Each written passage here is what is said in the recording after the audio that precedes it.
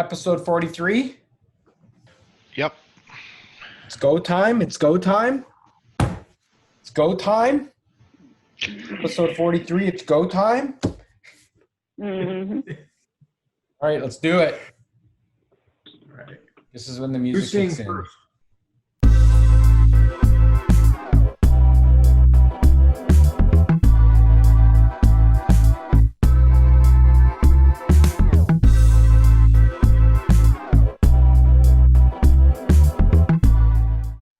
Welcome back. Wing It Podcast, goosedigital.com, episode 43. Who do we have? Robin Kroll. Chris O'Neill. Jen Pugsley. Ooh, Jen Pugsley. Chris. Oh, Jen Pugsley came in twice there. Did you hear that twice? I felt like I heard that twice. Maybe that was just me. Maybe the rest of the other people did too. We're talking about building your opt-in email list, right? I feel like I'm getting some deja vu on this. Okay, some deja vu on this part of the podcast. Because we talked about it yesterday. Is that why? Yeah. Okay. And the day before. So yes, this isn't exclusive to the insurance industry, but we're putting it into the insurance stream because we've been having a lot of conversations in that area. But it's not, every business that communicates over email should really be thinking about how to build and maintain a quality opt-in email list. So we're going to talk about, why you should do it. Just getting a little feedback there. Current state and the concerns that we're seeing kind of on the front lines. Strategy around building the list and strategies around kind of maintaining it, keeping it current. So yeah, just jump right in here. So in terms of why you should have a process to continuously build and clean your email list, let's just go through that for a little bit here. So Robin, can I turn it over to you to start us off? Sure. And I just want to touch on, your point about, you're right, insurance industry is not unique about the email. But as we've seen over the last couple of years, insurance providers are starting to use email more as a communication tool, where historically they would have done things, more face-to-face or even through, mail or phone. So email is becoming even more important for them. But some of the things when you're building out your email list, there's definitely some things that you want to keep in mind.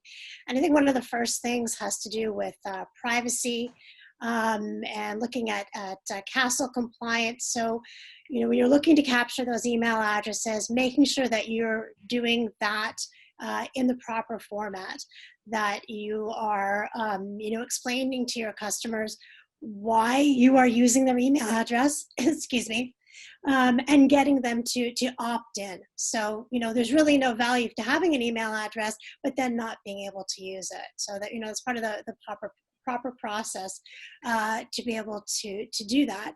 And then, of course, maintaining that email address. So, people change email addresses over time, and it's important to keep that updated so that you are able to communicate. And then that, of course, is impacting your deliverability. So these are just some top line things that you want to keep in mind as you're building out that strategy to go ahead and capture those email addresses. So when you think of, some of the conversations that we're in around, I guess almost taking a step even further back from why you should have a process to continually maintain it and build it, I guess it really comes down to some of those use cases that we're seeing in marketing automation, and we'll use insurance use cases. And I think you touched on a few of them, like going paperless, but maybe we can turn it to Jen here for a minute and then to Chris on, what are they trying to do with email to begin with? What are some of those, those things that we're seeing as like ideas that we're either bringing to the table or that the brokers and the carriers have and want to leverage, and then we can look at, well, to leverage it, you really need to make sure it's quality. So Jen, why don't you fire off a few of those top use cases that we're seeing? So, even what we're seeing over the last, I'd say year and a bit, when you're focusing on, even into like later stages of lead nurture and then into customer marketing, there's all these use cases that these providers are now using email as a principal communication tool. So whether it's a new customer welcome or a cross-sell or a renewal touch point, all of these things, they're heavily relying on email because what they're doing is augmenting a real world experience through email. So it's got to be highly personal, highly have that same kind of warm and feel as if the agent was kind of on the phone or the producer was on the phone. So it is the gateway. So if you don't have a healthy email list, you're not going to, or you're not, to Robin's point, following privacy rules and castle compliancy and preferences, your whole email strategy or communication strategy is going to kind of break down in the later stages, or even the beginning stages if you can't do something like deliver to the inbox. So, yep. Chris, what are you seeing in terms of some of those, big drivers around leveraging email in this industry? So with respect to a lot of what's happening, since certainly we've had that sort of hardening of the market over the last 18 months, we've definitely been seeing a lot more interest in going out to the existing base, with cross sells, with upsells, with specific products on top of products, which allow for those that have a really solid email list, those can be extremely effective.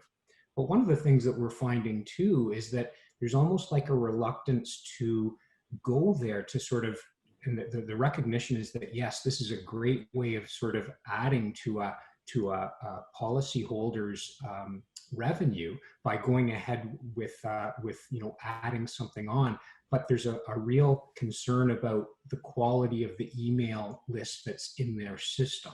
And so sometimes the conversation right at that point stops, because the concern about what do I have to do in order to get my email in good enough shape that I can actually do some of this stuff. Right. And if that conversation comes up, we have an ongoing, we can sort of move forward with it. But if such a source of embarrassment or a source of shame that the email addresses are not there, that we can't really overcome that. So to me, it's like, for your new customers that are coming in, collecting the email is like very, very routine. But for those that have maybe been on the book for a number of years, we're finding, like, generally speaking, it can be more than 50% of a client base may not have a current or usable email address attached to them. And that really can impact your ability to grow your book. 100%. So I think that's a good way to get in, or good, pivot into the current state. Let's talk, I think we've talked about opt-in and some of the castle stuff, but why don't we talk a little bit about, the idea behind recency and deliverability. If you haven't been emailing the base very often, and certainly if you don't have strong tools that help you really understand the deliverability and the engagement with the emails, then it's probably, hard to really analyze your base of email addresses that you do have to say, well, what is our current state? Like, is this good? Is it bad? Like, I've got technically 60% filled out, but those 60%, are they good? Are they recent? Will they deliver? So who wants to take that one? Well, I think I can take that one. I think anytime you're kind of starting fresh, a good idea is to clean your list through a provider. Goose uses Never Bounce. We've used other ones in the past, but that is kind of like a must-have starting point. And then you can really start to see, it kind of tests the inbox. You can see what will deliver. You can see what is a bad or not a great email address, and that at least gives you a starting point that's highly recommended versus just kind of you can kind of achieve the same thing by doing a one-time deployment and seeing who bounces, but that is definitely not a good way to start off your email reputation.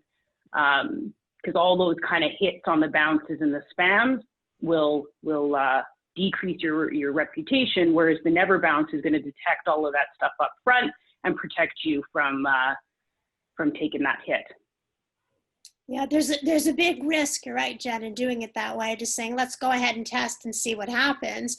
And I think a lot of companies don't understand that, that there is a risk to their reputation, which is then going to go ahead and impact deliverability for further campaigns. And the benefit is, as you mentioned, doing the cleansing up front is, and I think, Michael, you alluded to this as well. So, you can look at your list and say, well, got 60% of customers actually have an email address associated with the insured's name. But until you do that process through a never bounce, you don't know, is that 60% is usable? Is only half of that usable? And you certainly don't want to go ahead and start out when you knowing, well, half of those emails are not going to get into the inbox. So starting with that cleansing process, and then, once you understand what the gap is, you can then go to that next step and say, all right, there are different processes and tools that I can use to go ahead and fill in those gaps. And that's a much better approach to do that. Chris, anything you want to pop in there? I guess the only thing I'd pop in there, again, pretty well covered, but knowing how much of your emails are actually getting to the right spot. Obviously, there's been a lot of attention given to spamming, and this is why this whole reputation thing has kind of come out of that. And then there are still, places in the world just south of our border where, there isn't that sort of requirement for Castle, for the equivalent of Castle, for the, you can basically just get a list and kind of, hammer it out and see what happens. But when you have a system that's capable of letting you know what, what your actual land rate is on getting the emails into the right email box, and this would mean that you would be able to, your emails would have to render properly no matter what that client's side is sitting on, whether it's a PC or a Mac or a phone or whatever it is. It has to render in such a way that they can read it. And so, and if it doesn't, then basically, what's the value of doing an email campaign? So there is the important thing is to know, are you getting into that email box? We've had a lot of conversations with customers who are actually using technical solutions that are not actually helping them get into the email box. And, and there's sometimes there's a recognition of that. And sometimes it's just, no, we're just blasting them out and we're sort of, taking whatever comes from that. When you don't have any measurement around whether you're hitting the right spot, it's tough to kind of build an argument for, investing more and growing that part of your campaign if you don't have sort of numbers. Yeah, and it's a downstream, then it's a downstream effect in terms of being able to develop those strategies, right? So if you, to Jen's point, if you go out of the gate without a clean list or really knowing your current state, and then you may not have the right tools in place to fully understand your delivery rate and all that aspect once you do have a clean list, to then be able to go back as a team and as a business to say, this is how we're performing. The 60 turned into 55 after we cleaned it, and we had a 95% delivery rate, and we had X amount of opens. I think, some of those metrics, those kind of core quality metrics around email are misunderstood. Yes, we're not just looking at open rate and click rate. We need to understand the downstream impact of quotes and binds and how that would all evolve, uncover if we were running, let's say, a cross-sell campaign, or if it's a customer service campaign. But for the fundamentals, it's like garbage in, garbage out, right? If you don't have the right fuel, and then you don't. Here's we're having some technical difficulties. All right, we'll pick up on it then, and I'll shut my video down in case it's killing the bandwidth. Yeah, I think what you were saying is that, the whole garbage in, garbage out concept, we often forget, we get so kind of obsessed with building these insurance use cases and strategies. And yes, the quotes and binds and the revenue and the responses and all that kind of stuff is obviously very critical. But, we often forget, well, if we have a 30% delivery rate, well, that's the first thing that needs to be super high in order for it all to work. Well put. That was good, Jen. That was good. That was not glitchy. Can you guys hear me okay now? Yeah, now we can. Yeah. All right, so let's talk about strategies for building the list. How do we go about building the list? Robin, I'll let you. I know you've wrapped some of these campaigns up recently, so why don't you talk about, how should you think about this? Yeah, so you're right. We have certainly talked about this quite a bit over the last couple of months. So once you get to the point you understand, the volume of emails you have, which what percentage of those emails are actually deliverable. The next step is to try and fill in that gap, and there's lots of opportunity to do that. And this is where your other channels come into place. So if you don't have an email address for an insured, you're going to have a mailing address. So there's an opportunity to build out a direct mail campaign.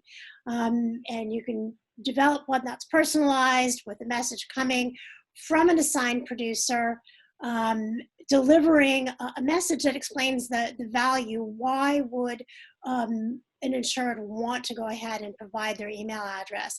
And one of the amazing things that we can do with direct mail now is we can personalize that to a scale just like we do with email. So it's a very personalized message that's coming out to the end insured, including a link to a landing page, making it very easy for that insured to just go ahead and type in that link and submit their email address, have them opt in, and then have that information then automatically flow into the broker or into the insurance provider. In some cases, there's an opportunity to develop text-based campaigns where you can send, again, a personalized message via cell phone number to capture that same information from the insured.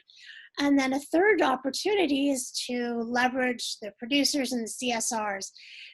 Very often they will be on the phone every day. They are speaking to a certain number of insured, and create a process where every time they're talking to an insured, they're asking, can we just confirm that this is your current email address?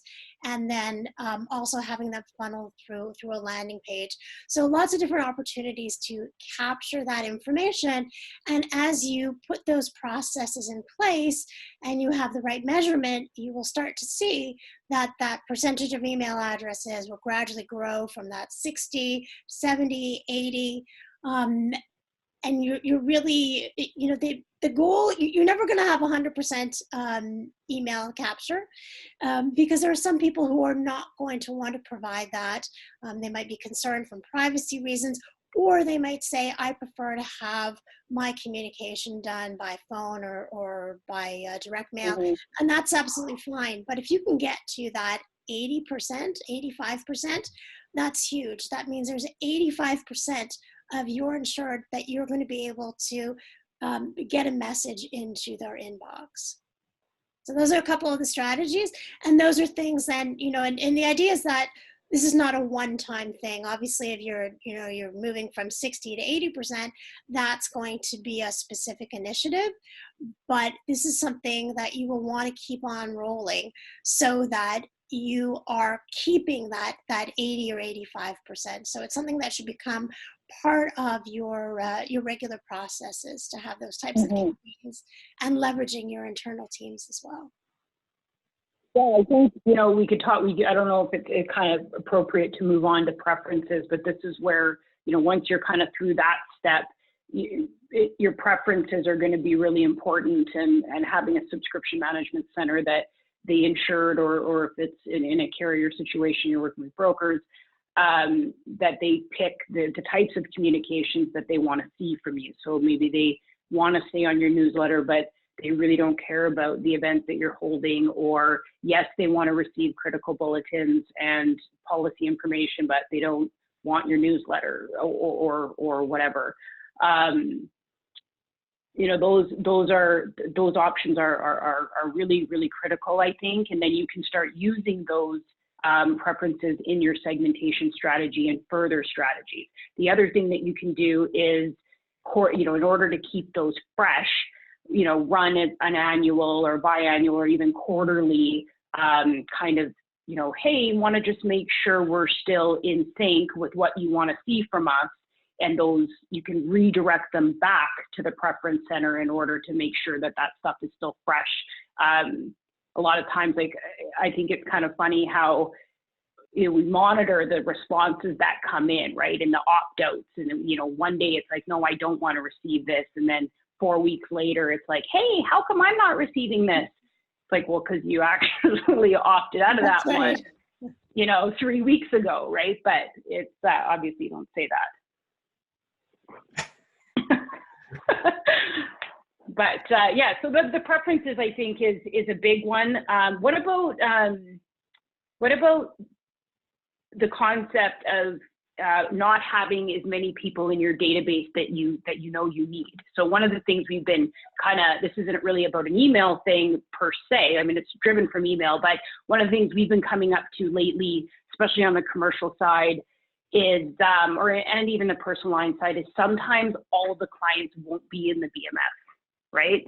So there'll be like a segment where, well, we know we have more. If we're trying to run a cross sell or we're trying to run something, well, we know we have more than 1,000 people in this segment. Where is everybody, right? If you want to start, looking at the health quality of just your contact base, a route that we've been seeing working is going to the carrier and asking for that list. And then it won't have email addresses per se, unless you've given that or they have that field, but you can then at least see the discrepancy. And sometimes it's kind of shocking where, oh, we were missing 400 people, in the BMS, right? So I think the data mining and data quality and health can get, goes really far once you really start getting into it and managing it.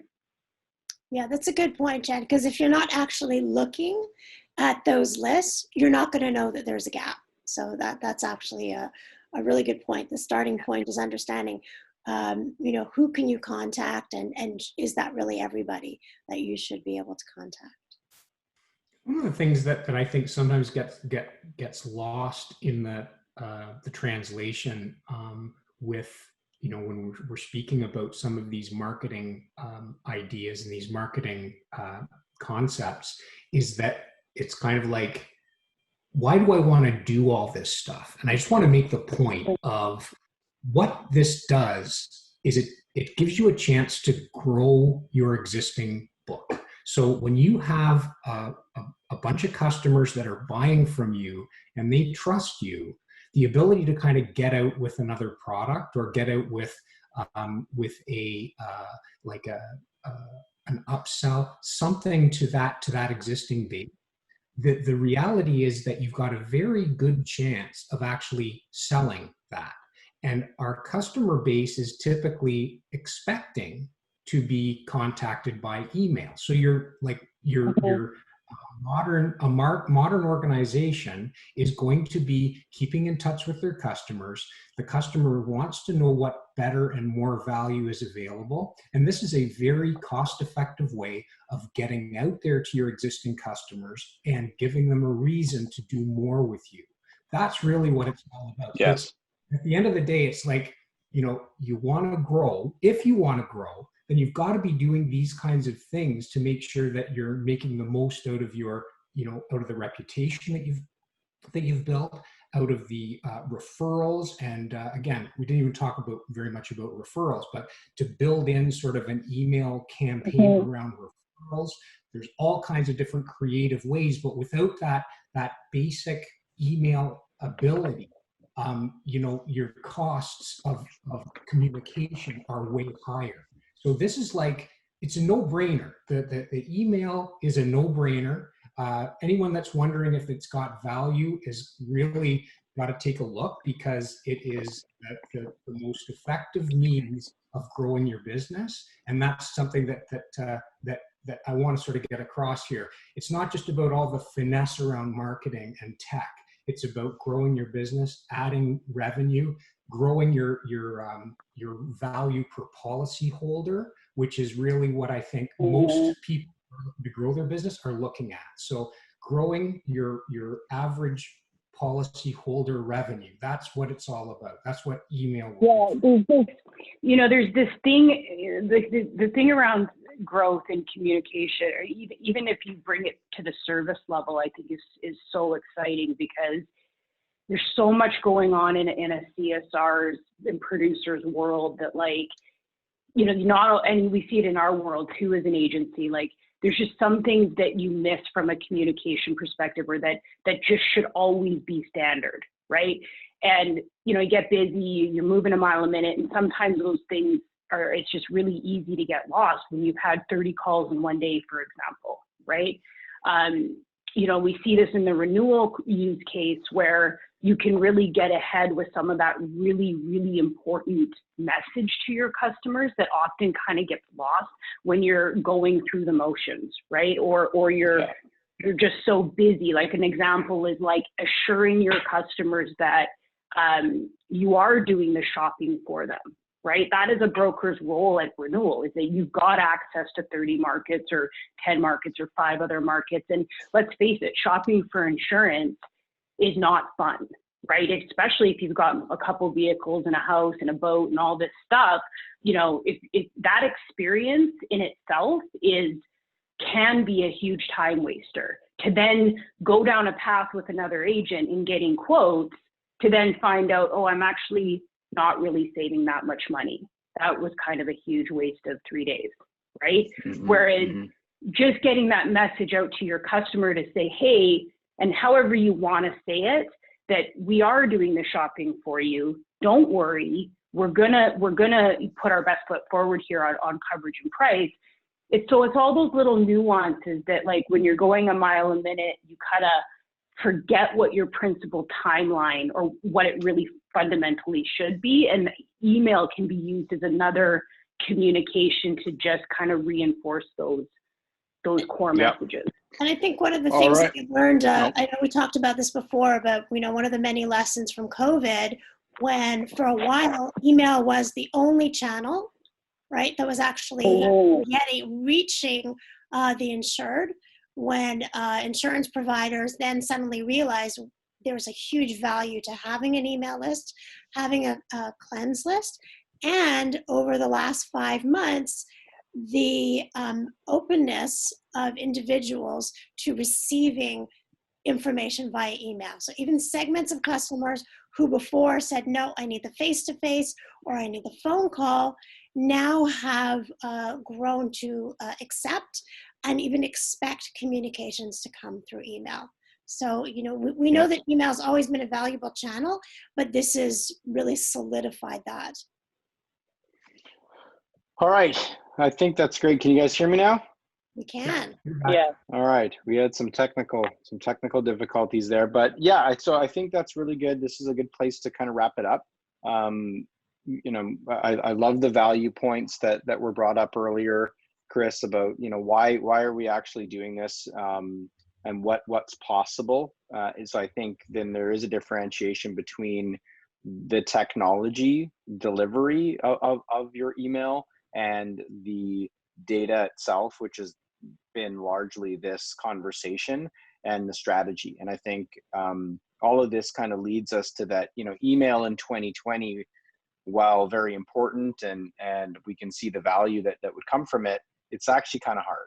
Like it's not a straightforward Mhm. grab a widget, fire it off. I mean, no one likes to receive 3 emails in a row from companies that you're a member of, and it's like, well, why am I getting the 3 emails at the exact same time, or why do I never hear from them until right upon renewal, and these types of things. So I think it isn't easy, but there are ways, common ways to overcome these challenges. And I think if you're a broker principal looking at this or listening to this, or someone that's involved in the growth of the business, just to your point, is just to really consider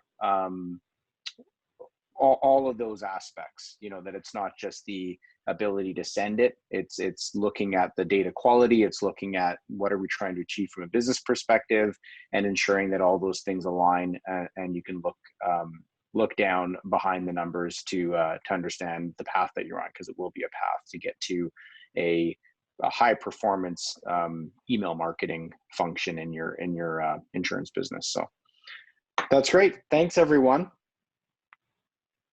Thanks all. Bye. Done. Bye. Peace. Peace. Talk to you later. Stay safe.